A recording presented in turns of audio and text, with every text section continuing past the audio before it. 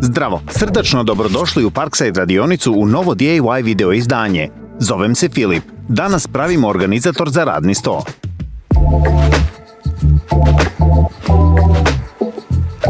Sve potrebne materijale i alate, kao i uvek, možeš da pronađeš niže u uputstvu za izradu.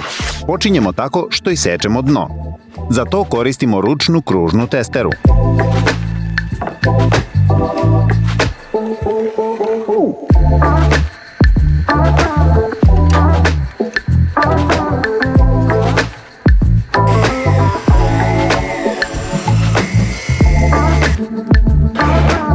Veći komad drveta je naše dno. To ostavljamo sa strane.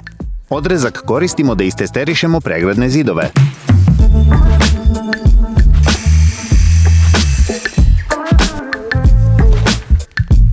Pregradne zidove sada razmeštamo, ali najpre samo obeležavamo položaje. Učvršćivanje dolazi kasnije.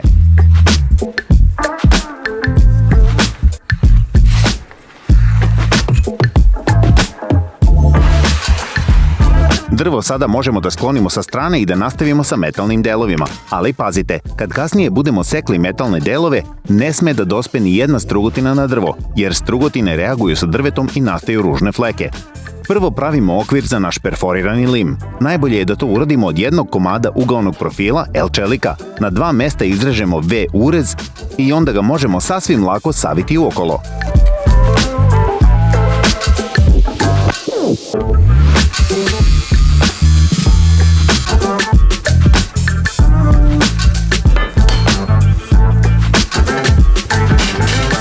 To je savršeno. Sada možemo da pričvrstimo perforirani lim na okvir. To radimo zakovicama. Prvo moramo da izbušimo nekoliko rupa, a zatim koristimo klešta za slepe zakovice. Popnitne.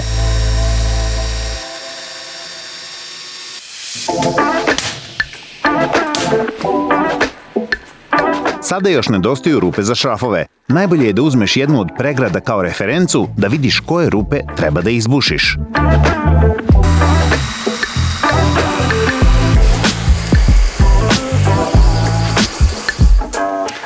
Ovako bi to posle trebalo da izgleda. Sve se savršeno uklapa. Međutim, ovdje će biti postavljena stanica za punjenje. Zato nam je na perforiranoj ploči potreban i izrez za kabel.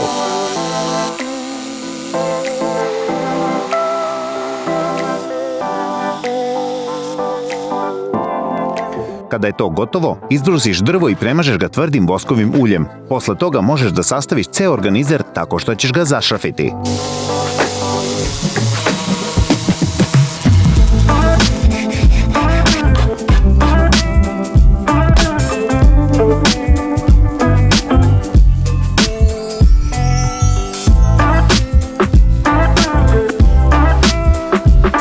Dok se drvo suši, mogu da izbrusim okvir lamelnim brusnim diskom tako da izgleda kao perforirani lim.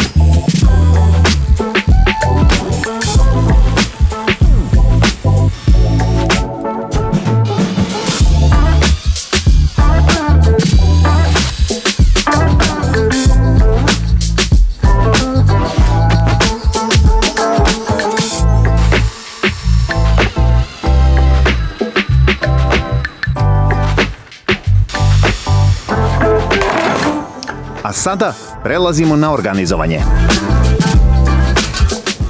Ovako se ipak radi mnogo bolje. U komentarima označi osobu čiji bi radni sto hitno trebalo malo da se sredi i samo kreni u akciju. Možeš to!